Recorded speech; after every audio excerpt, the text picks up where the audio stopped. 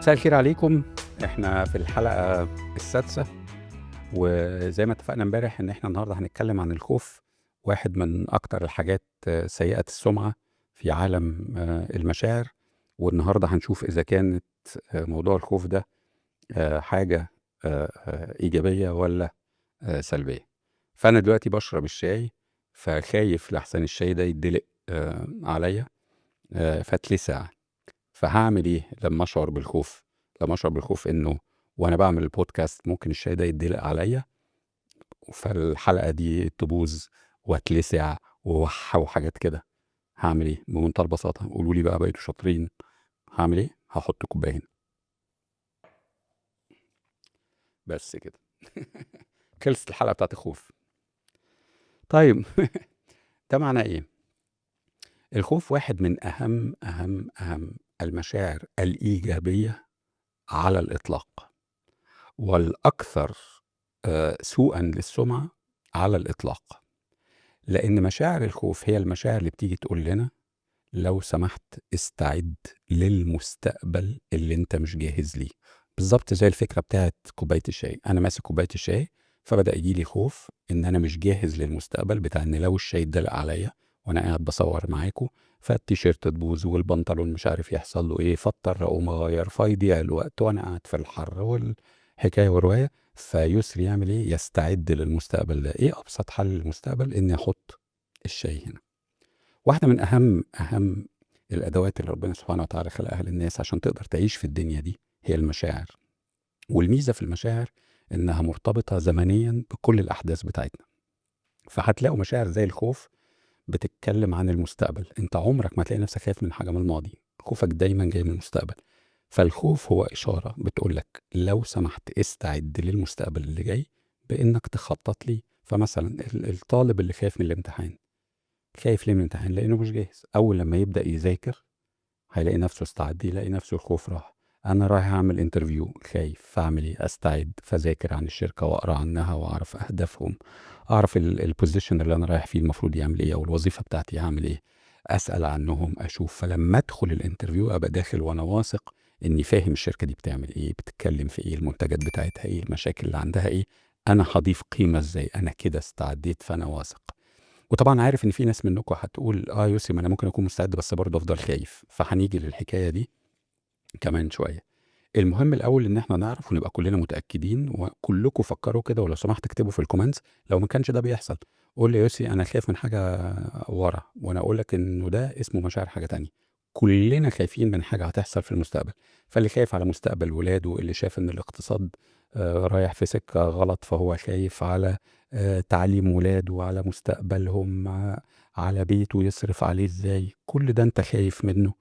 فالمشاعر دي جايه تقول لك هتعمل ايه عشان تستعد. لانك لو فضلت خايف خايف خايف وما بتعملش حاجه، هتلاقي الخوف بيجي يقول لك هتستعد ازاي وانت نايم، هتستعد ازاي وانت بتصلي، ليه؟ في الاوقات اللي انت فاضي فيها بقى بيجي يخبط عليك. فاهم؟ علشان كده النصيحة بتاعت اسمع مزيكا، صلي، اعمل، ما بتشتغلش. ليه؟ لأن ربنا سبحانه وتعالى لما ادانا أدوات ما اداناش أداة واحدة بس. الصلاة أداة ممتازة هايلة، ربنا اتكلم عنها في الاستعانة، مهمة جدا، لكن كمان كلمنا عن القلب وعن الأسماع وعن الأبصار، عشان هي دي المشاعر الأساسية أو الحواس الأساسية اللي بتقول لك كمان تعمل إيه. تمام؟ وبالتالي هي أداة مختلفة تساعدك أو تعينك على الأحداث اللي أنت بتمر عليها. هي دي المشاعر اللي احنا لازم نستخدمها. عشان كده الناس لو صلت، لو راحت الجيم، لو سمعت مزيكا وراحت السرير تاني الافكار تجيلها. لكن لما هنستخدم الجهاز اللي اسمه المشاعر ده، واعرف ان انا خايف من حاجه المستقبل، فاعمل ايه؟ فاعمل خطه. انا هعمل ايه في المستقبل اللي جاي؟ هشتغل وظيفه تانية. طب انا ما بعرفش وظيفه تانية، يبقى هتعلم اعمل وظيفه تانية. يبقى هروح اخد كورس عشان اتعلم حاجه، او هروح لواحد يعلمني حاجه تانية، او اروح اعمل شغلانه ما فيهاش عيب. في ناس كتيره جدا بتشتغل كان احمد امين بيتريق في البرنامج اللي هو بيعمله دوت، ان انا لما كان بيقول انه سواق اوبر ويقول بس انا اصلا دكتور او انا اصلا مهندس. تمام؟ مش عيب. انت دكتور ومهندس وخايف من المستقبل، فحطيت خطه انك تشتغل شغلانه تانية مش محتاجه تعليم كتير، انك تسوق اوبر بالليل. كويس. فلما هتسوق اوبر بالليل هتعمل شويه فلوس تانية، فتلاقي نفسك امنت المستقبل، فتلاقي الخوف راح. العمليه دي حصلت لي لان انا فهمت المشاعر صح. تمام؟ فهمت ان الخوف جاي يقول لي استعد. عشان كده من المهم دلوقتي إن إحنا لمّا نيجي نعلّم ولادنا عن الخوف، ما نقولوش إن الخوف معناه اللي هو امشي جنب الحيط اللي الباب اللي ييجي لك منّه الريح سِد واستريح ومش عارف إيه الحيطة، أمثلة كتيرة أوي أنا مش فاكرها دلوقتي اللي كلّها ليها دعوة بالخوف ده. فده كلام فارغ. الكلام المليان إن أنا أعلّم ابني إنه يستعد، فلمّا ابني يعرف إن الخوف معناه استعداد، لو جُم ولاد يضايقوه في المدرسة ويرجع يقول أنا خايف، هيعمل إيه؟ مش هيعمل حاجة. لكن لو رجع من المدرسة قال أنا في ناس ضايقوني، أنا مش مستعد، فهتلاقوه بقى عايز يعمل إيه؟ يستعد. إذًا اللفظ بمجرد ما اتغير ده، وافتكروا حدوتة الديناصور اللي إحنا حكيناها في الأول لمّا اتكلمنا عن المشاعر، لمّا الناس خرجت لقت الديناصور ودخلت، لمّا جُم يخرجوا تاني الخوف خلاهم يعملوا إيه؟ يستعدوا، فبدأوا يزحفوا، فبدأوا يغطوا نفسهم بالطين، فبدأوا يرموه بالطوب، فبدأوا يرموه بالخشب، لحد ما الخشب بقى رمح، والرمح بقى سيف، والسيف بقى مدفع، والمدفع بقى صاروخ، فقضينا على الديناصورات. طبعًا بغض النظر القصة الحقيقية لاختفاء الديناصورات ما كانش كده ولا حاجة، لكن أنتم فهمتوا الحدوتة. إذًا الخوف هو رسالة مهمة جدًا جاية تقول لنا إزاي نستعد للمستقبل، تمام؟ فأنا خايف على ولادي، هاعمل إيه عشان أطمن عليهم؟ إيه الخطة اللي أنا محتاجها؟ إيه الاستعداد اللي أنا لازم أعمله عشان أعمله؟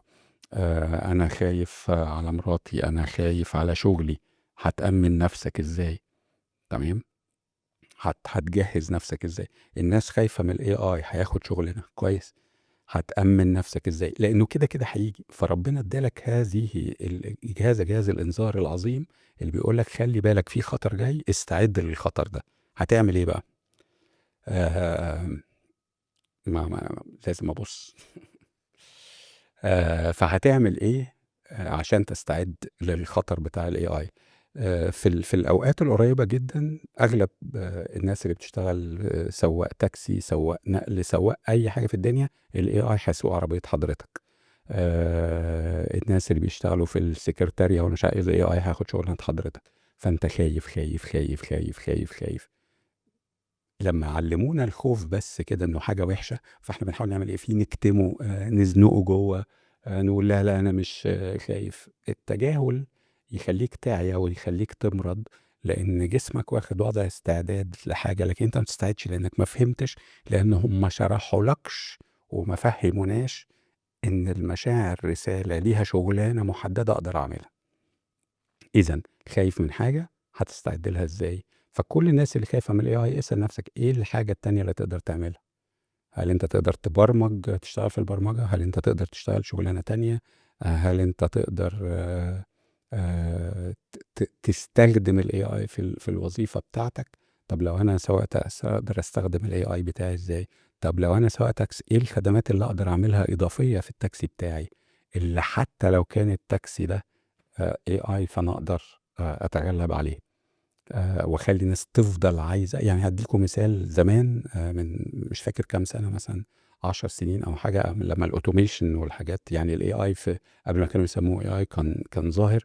كان في مطعم في أمريكا أتخيّل كان معمول، وكان الأكل بتنقّيه إلكتروني ويطلع لك إلكتروني وتاكل إلكتروني وكل حاجة إلكتروني، ما فيش بني آدم، كل حاجة عامل زي الTab كده. amazing، اشتغل حلو جدًا، الناس عملت عليه ضغط وبعد كده اختفى. لمّا عملوا انترفيوهات مع الناس ليه بطّلت الناس تستخدم حاجة زي كده؟ لإنهم زهقوا خلاص. إحنا في الآخر بنروح المطاعم وعايزين الinteraction اللي بيحصل من الناس. عايز واحد يقابلك بابتسامة، عايز واحد يسألك الأكل إيه أخباره، طبعًا ما يسألكش 17 مرّة لإنه ييجي يسألني وأنا باكل وبامضغ ويقول لي إيه أخبار الأكل حضرتك؟ هايل. كلام فارغ يعني. ده حدث خارجي أهو يخلّيني أبقى مش عايز آجي هنا تاني.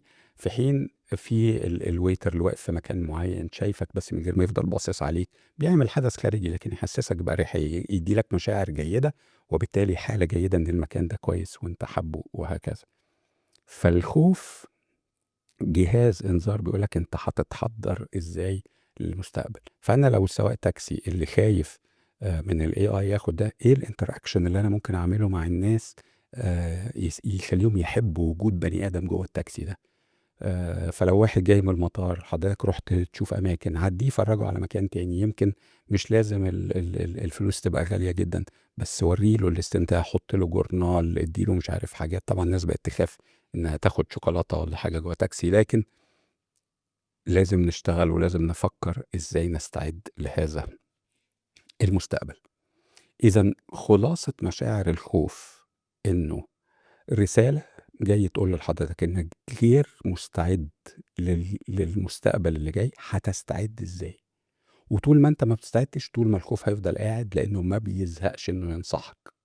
فمثلًا تعالَ ناخد مثال تاني مختلف شوية، الست اللي جوزها بيعذبها ويضربها ويعملها فتبدأ تفكر إنها تمشي، فتلاقي نفسها خايفة، فالناس تقول لها: "لا، لأ، اوعي تمشي، ده هتاكلي إزاي، هتشربي إزاي، هتصرفي على عيالِك إزاي؟" فتخاف. الخوف مش جاي يقول لِك استحملي العذاب والوهم، طبعًا أنا باتكلم على راجل أو ست، لإن في كمان ستات بتضرب الرجالة، صح والّا إيه؟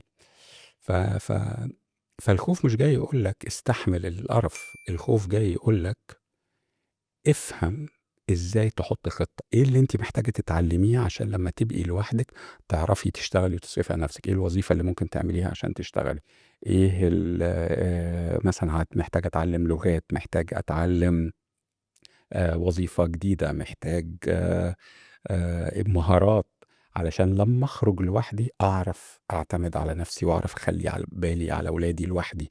الخوف مش جاي يقول لك امشي جنب الحيط، الخوف جاي يقول لحضرتك استعد للمستقبل. وناس يعني كنت باعمل محاضرة من قريب، فواحد قال لي: "طب افرض أنا مش عارف أستعد." كويس، اتعلم إزاي تستعد، روح اتكلم مع حد قُل له أنا مش عارف أخطط للمستقبل ده، أخطط إزاي؟ أنا سِت مش عارفة تعمل إيه عشان تعرف تصرف على نفسها، روحي اسألي ناس إيه اللي ممكن أتعلمه، احضري كورسات تدريب، اسألي الناس اللي بتشتغل شغلانات معينة، يا جماعة أفتح الشغل ده إزاي، إزاي أفتح مشروع، وهكذا.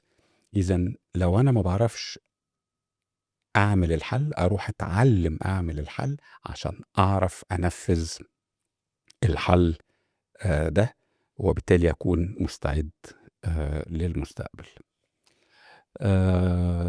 أرجو إن ده يكون واضح، اكتبوا لي في الكومنتات آآ إزاي ده متوافق جدًا، جدًا مع الناس معاكم في حياتكم، إزاي إن الخوف زي ما قُلت لكم حطّوا دايمًا علامة 1.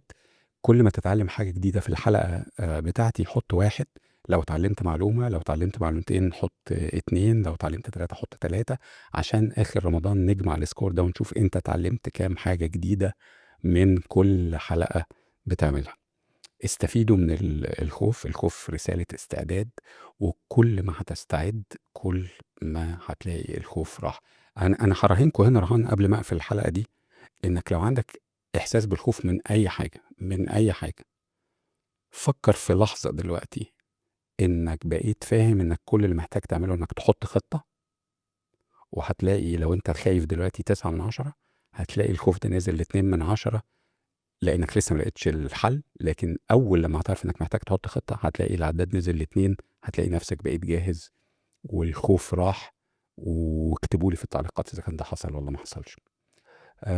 بُكرة هنتكلم عن الغضب، وهو موضوع حساس، لإن الغضب سُمعته وحشة أوي، فبُكرة هنشوف إحنا ليه بنغضب، إيه هو الغضب، إزاي ندير المسألة دي، وهل إحنا فعلًا بنغضب والّا إحنا حاجة تانية.